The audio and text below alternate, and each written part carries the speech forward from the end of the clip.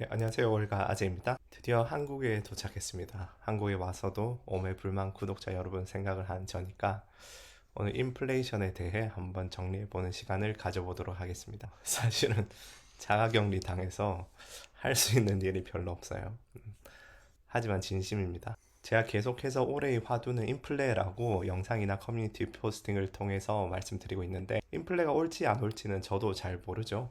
옐런 장관이랑 레리 서머스 같은 분들조차 뭐 인플레가 온다 안 온다 갑론을박 중인데 제가 뭐 어떻게 그걸 예측하겠습니까? 그래서 오늘은 인플레가 온다 안 온다가 아니고 만약에 인플레이션이 온다고 가정하면 어떻게 우리가 전략적으로 대응해야 하는지 거기에 대해서 다뤄보려 합니다. 오늘의 내용은 이 논문을 기반으로 합니다. 인플레 시기하의 최고의 전략들이란 제목인데 맨그룹이라는 손꼽히는 퀀트 펀드에서 썼습니다. 아주 훌륭한 펀드인데 올해 3월 말에 포스팅되어서 최신 개정이 열흘 전이니까 따끈따끈한 논문이고요. 이 논문은 커뮤니티 포스팅의 댓글로 훈방님께서 언급을 해주셨습니다. 정말 감사드리고 연말에 책 쓰면은 감사의 의미로 제가 꼭 보내드리겠습니다. 자, 오늘의 목차는 논문의 내용을 따라서 8가지로 요약이 됩니다.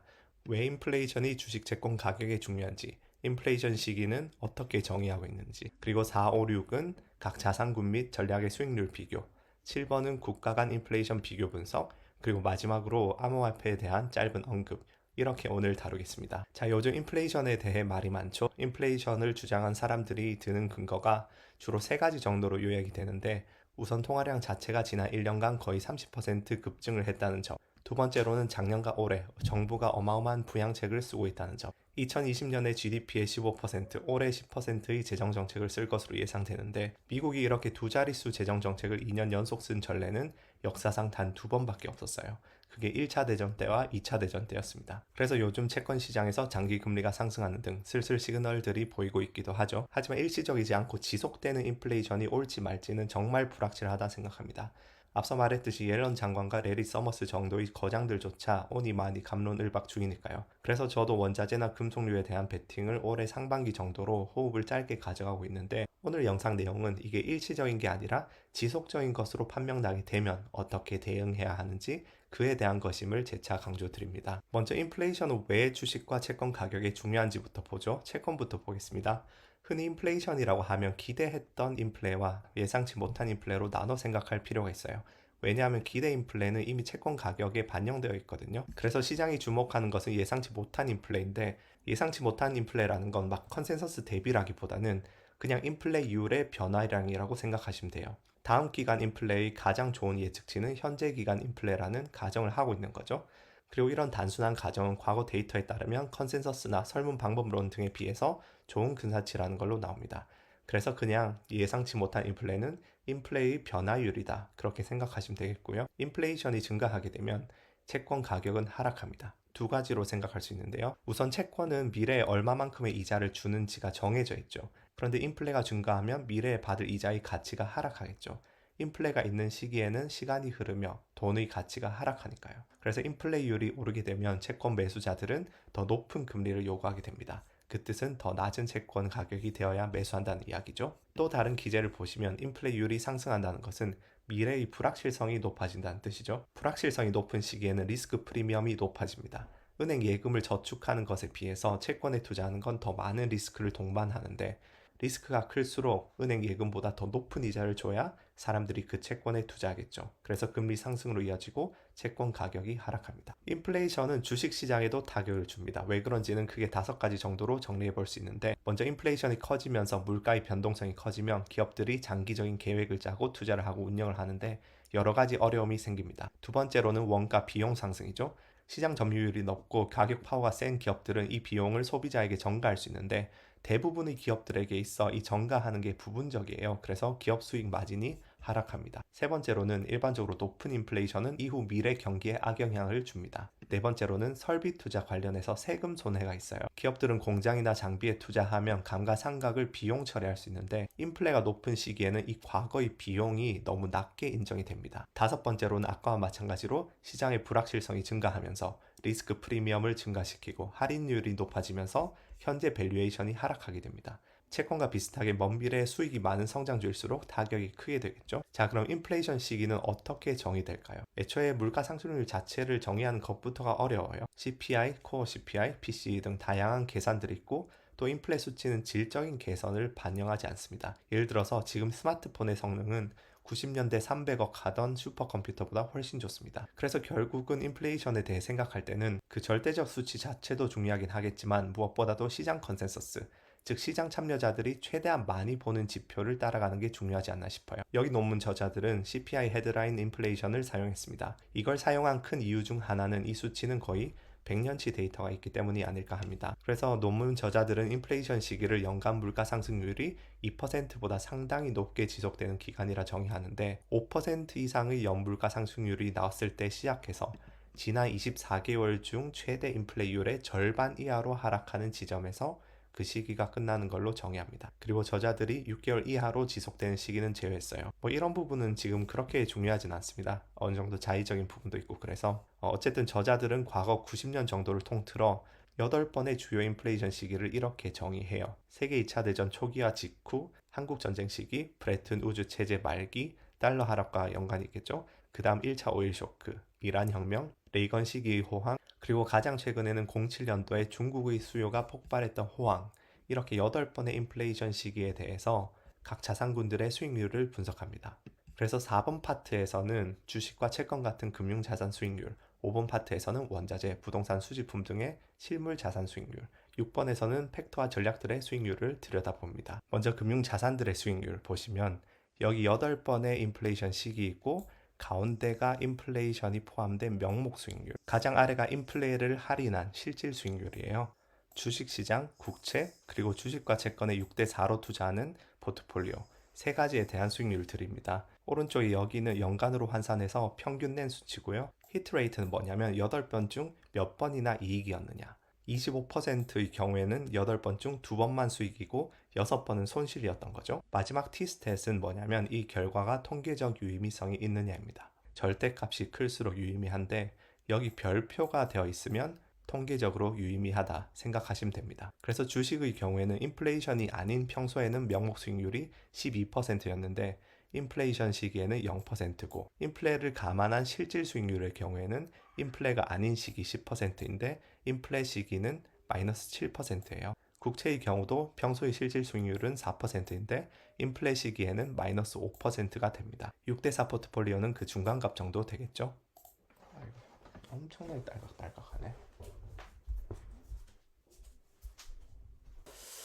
마우스가 없어서 그냥 딸깍거리면서 하겠습니다. 이 인플레 상승률과 주가의 상관관계를 보면 흥미로운 결과가 있어요. 좌측의 그래프는 가로축이 12개월의 인플레이션 변화, 세로축은 12개월 주식의 실질 수익률이에요. 우상향하는 그래프는 인플레가 높아질수록 주식 수익률도 높아진다는 거죠. 그런데 여기서 두 가지 시기로 나눠서 바라봅니다. 금색은 인플레가 중간값보다 낮은 시기들이고요. 파란색은 중간값보다 높은 시기들이에요. 그런데 금색은 우상향하고 파란색은 우하향하죠. 그게 무슨 의미냐? 금색, 즉 인플레이션이 낮은 시기에는 인플레가 상승하면 주가도 따라 상승해요. 그런데 파란색, 즉 인플레이션이 이미 높은 시기에는 인플레가 상승하면 주가는 하락하는 경향을 보입니다. 한마디로 인플레가 일정 수준까지는 주가와 함께 오르는데 지나치게 오르기 시작하면 주가가 하락한다는 거죠. 그냥 직관적으로 생각하면 말이 되죠. 인플레가 낮다가 슬슬 올라오는 시기는 경기 회복 시기, 인플레가 이미 높은데 지나치게 높아지는 시기는 경기 과열 시기, 이렇게 생각할 수도 있으니까요. 그리고 오른쪽도 같은 의미의 그래프예요. 모든 12개월짜리 시기를 다 줄 세우는데 이게 시작 지점의 인플레이션율을 토대로 백분율을 계산해서 20%씩 5덩이로 나눠봤을 때 하위 20%, 그러니까 시작하는 인플레이션이 역사적으로 하위 20%에 속하는 12개월짜리 시기들은 주가와의 상관관계가 가장 왼쪽 막대 그래프 양의 값이고요.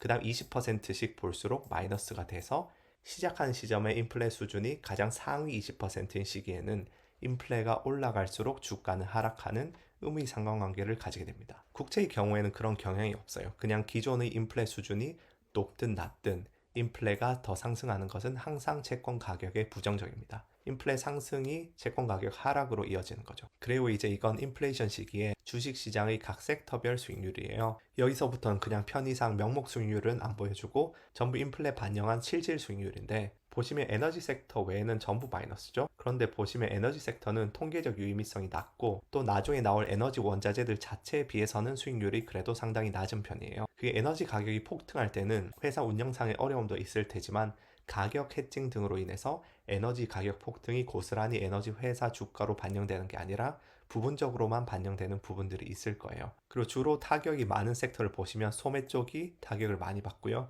아무래도 가격 인상을 팍팍 하기도 힘들 거고 독점적인 가격 파워를 가진 기업도 적을 테니까요. 그리고 기술주도 타격을 받는데 인플레로 인한 비용 문제라기보다는 성장주 측면에서의 할인율 상승이 요인일 거예요. 또 금융주들도 꽤 타격이 큰데 흔히 인플레 시기는 금리 상승과 동반하니까 금융주는 수혜 섹터라고도 하잖아요.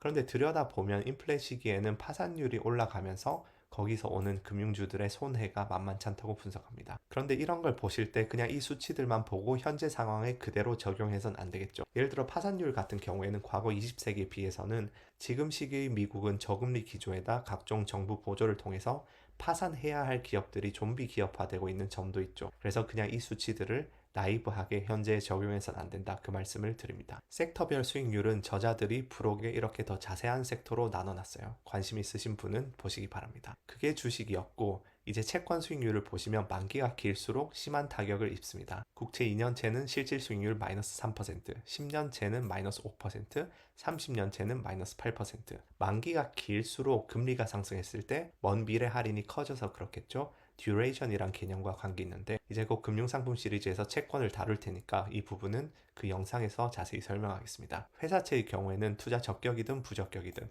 관계없이 다 타격을 입고요. 팁스 즉 물가 연동채는 실질 수익률이 2%로 유지가 돼요. 그런데 이 당시 팁스 이자율은 현재보다 훨씬 높았다는 걸 감안하셔야 하는 부분도 있습니다. 그게 주식과 채권이었고 이제 실물 자산을 한번 보겠습니다. 실물 자산들은 자연스럽게 물가 상승률에 적응을 하죠. 일부 원자재들은 물가 상승률 자체에 포함이 되기도 합니다. 그래서 여기 보시면 이 수익률들은 원자재 선물에 투자했을 때를 가정하는데 모든 원자재들의 실질 수익률이 인플레 시기에 매우 좋습니다. 명목 수익률이 아니라 인플레를 빼고 나서도 실질 수익률만 봐도 이렇게 좋아요. 다시 말해서 인플레 시기에 단순히 인플레만큼 추가 수익이 나는 게 아니라 인플레를 넘어서 훨씬 더 많은 수익률 상승이 있다는 거죠. 그리고 상품별로 세부적으로 보시면 농산품보다 귀금속이 높고 산업금속은 더 높고 가장 높은 건 에너지인데 에너지는 이제 과거 사례는 오일 쇼크도 포함되고 있고 해서 그런 면이 크겠죠. 현재 적용하기는 조금 힘든 부분이 있습니다. 그래서 아까와 비슷하게 상관관계를 보시면 원자재는 인플레 수준이 낮든 높든 양의 상관관계입니다. 언제나 인플레가 높아지면 원자재 수익률도 높아진다는 거죠. 그리고 이미 인플레가 높은 상태에서 더 높아질수록 더 수익률이 더 높아져요. 그 다음 부동산과 수집품을 한번 보시면 부동산은 금융자산에 비해서 영향을 덜 받지만 그렇다고 원자재처럼 인플레의 수혜를 받지도 않아요. 근데 이건 미국과 영국의 경우라서 일본의 경우에는 인플레 시기에 부동산 상승률이 높아지는 걸로 나옵니다. 그래서 이 부동산 수익률은 국가별 컨텍스트에 따라 다르다. 그래서 한국 부동산에 적용하기에는 무리가 있을 거예요.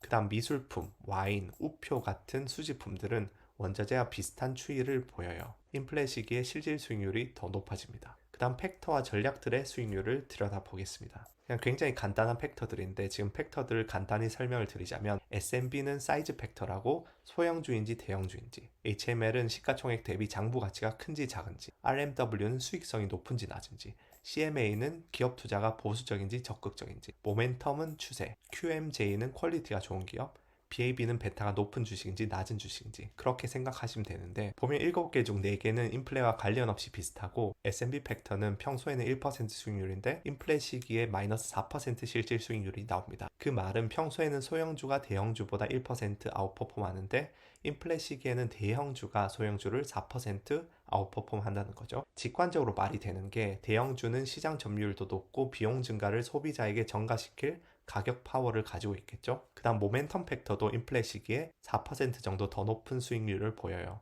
인플레 시기에 어떤 추세의 지속성이 늘어난다는 거죠. BAB 팩터는 평소에는 8%인데 인플레 시기엔 크게 낮아져서 마이너스 3%로 나옵니다. 다시 말해서 평소에는 베타가 낮은 주식들이 높은 베타를 가진 주식들보다 8% 아웃퍼폼 하는데 인플레 시기에는 못하다는 거죠. 왜 그런지 생각해보면 베타가 낮은 주식들은 유틸리티 주식들처럼 어떤 장기적이고 안정적인 현금 흐름에 의존하거든요. 인플레가 크게 일어나는 시장 상황에서는 그런 일정한 현금 흐름에 할인도 일어나고 불확실성도 생긴다는 거죠. 그 다음 이거는 시계열 기반한 추세 추종 전략 수익률들인데 인플레 시기에는 이런 전략들이 채권과 원자재 시장에서 크게 아웃퍼폼해요. 그냥 복잡하게 생각하기 싫으신 분은 아까 전에 모멘텀 팩터도 그렇고 인플레이션이 나타나는 시기에는 어떤 추세가 오래 지속되는 경향이 강해진다. 그렇게 그냥 단순히 생각하셔도 되겠습니다. 근데 지금까지는 미국의 인플레이션이었는데 다른 국가는 어떤지 잠시 보겠습니다. 이건 미국, 영국, 일본의 비교예요. 가로로 4개의 열이 있는데 이 열은 각각 미국, 영국, 일본에서 인플레가 있었을 때, 그리고 마지막 열은 0개, 1개, 2개, 3개 국가가 동시에 인플레가 있었을 때고요. 세로로 각행은 이제 미국, 영국, 일본의 상품들이에요. 이건 주식, 채권, 원자재, 추세 추종. 그러니까 좌측 위의 이 첫 번째 칸은 미국에서 인플레가 있었을 때 미국, 영국, 일본 주식시장의 실질 수익률인 거죠. 두 번째 칸은 영국에서 인플레가 있었을 때 미국, 영국, 일본 주식시장의 실질 수익률. 먼저 주식과 채권들을 하나하나 보시면 전반적인 경향은 두 가지예요. 자국에서 인플레가 있는 시기에는 자국 주식과 채권은 상당히 수익률이 저조해요. 그리고 두 번째 관찰되는 것은 미국의 인플레이션은 타국으로 전파된다는 거죠. 예를 들어 영국이 인플레일 때는 미국 주식이나 일본 주식에는 별 타격이 없는데 미국이 인플레일 때는 미국, 영국, 일본 다 안 좋습니다. 그리고 원자재는 국가를 막론하고 수혜인데 가장 오른쪽에 보시면 세 개 국가가 다 인플레일 때는 최고의 성적이 나오는 걸 볼 수 있죠. 실질 수익률이 무려 20%가 넘습니다. 그리고 마지막으로 저자들이 암호화폐도 살짝 언급을 해요. 이 논문의 저자들은 비트코인 자체의 가격 예상 같은 건 언급을 안 하는데 인플레를 대비하는 효과 자체에 대해선 회의적으로 봅니다. 우선 비트코인이 존재한 지 8년밖에 되지 않는데 그동안 유의미한 인플레가 없어서 검증이 되지 않았고 주가 지수나 골드에 비해 5배나 높은 변동성을 가져서 안전자산의 효과도 적다고 봐요. 그래서 짧은 역사 속에서 시장의 불확실성이 높아질 때 비트코인은 급락하는 모습을 보였어요. 골드와 같은 안전자산이자 해지라기보다는 투기적 자산의 모습을 보인다는 게 저자들의 이야기였습니다. 그래서 비트코인 가격 전망과는 관계없이 인플레라는 불확실성을 해지하기 위해서 비트코인을 사는 것에 대해서는 회의적이란 이야기고요. 그래서 오늘 인플레 시기 투자 전략에 대한 논문을 한번 들여다봤어요. 그런데 저자들도 언급한 주의사항을 몇 가지 말씀드리자면 본 논문은 인플레가 올지 안 올지에 대해 이야기한 게 아니고 왔다고 가정한다면 어떤 자산이 좋을지에 대해 이야기한 거고요. 또 과거 데이터는 과거 데이터일 뿐이니까 여기서 나온 평균치를 그대로 현재 적용하는 데는 주의를 하실 필요가 있다고 생각해요. 과거 인플레 시기는 원유 가격과 밀접한 관련이 있었는데 과거와 달리 현재는 미국의 원유 수입 의존도도 많이 낮아졌고 전기차 및 기술 발전으로 원유에서 오는 인플레 압력이 많이 낮아졌어요. 그리고 과거의 미국은 제조업이 중심인 국가였는데 점점 제조업 의존도가 낮아져서 현재는 GDP 11%만 제조업이고요. 그것과 괴를 같이 해서 많은 자본이 물리적 설비 투자보다는 무형 자산에 집중되어 있어서 인플레 영향이 과거보다는 적은 부분도 있다는 점, 이런 부분들을 감안하셔서 취사 선택해서 받아들이시면 되겠습니다. 그러면 올해 우리가 지속적인 인플레가 올지 안 올지 불확실한 이런 상황에서 해야 할 일은 무엇일까요? 먼저 성장과 인플레 이 두 가지 측면에서 시나리오를 한번 생각해 보시는 게 좋을 듯 합니다. 인플레는 일시적일 수도 있고 지속될 수도 있죠. 성장도 강하게 지속될 수 있고 성장 둔화가 올 수도 있죠. 그러면 이 두 가지 요소를 조합하면 네 가지 시나리오가 나옵니다. 일시적 인플레와 성장 둔화, 일시적 인플레와 강한 성장, 지속적 인플레와 성장 둔화, 지속적 인플레와 강한 성장. 그러면 각 시나리오별로 좋은 금융상품이 무엇인지 생각을 해보시다 보면 어떤 시나리오에도 우위가 있는 상품이 나올 거예요. 어떤 시나리오에도 무조건 수익을 내는 상품은 없겠죠. 그런데 그 상품의 좋은 시나리오일 때는 수익률이 매우 좋고 나쁜 시나리오일 때는 보합이거나 손실이 제한적인 그런 비교 우위가 있는 상품을 찾아내는 거죠. 그 과정에서는 각 시나리오에 동일 확률을 배정해 놓고 생각하시는 게 쉬운데 그 단계가 끝나면 이제 실제 경제지표 발표 등을 주시하면서 각 시나리오에 대한 확률을 조정하는 거죠. 지난주처럼 고용지표가 나쁘게 나오면 성장 둔화에 조금 확률을 더 배정하는 식으로 그러면서 그 변화되는 확률을 따라서 어떤 상품이 좋을지에 대한 뷰도 변화시켜 나가면서 투자나 매매를 하시면 되지 않을까 싶습니다. 확률을 조정하면서 포트폴리오를 변경하시던지 장기 투자자일 경우 아니면은 단기 트레이더일 경우 매매를 진입하거나 청산하면서 그렇게 투자나 매매를 하시면 되지 않을까 싶습니다. 그래서 이번 주에 있을 5월, 그 다음 달에 있을 6월 인플레 지표들이 굉장히 중요한 분기점일 텐데 성투하시길 바라겠습니다. 감사합니다.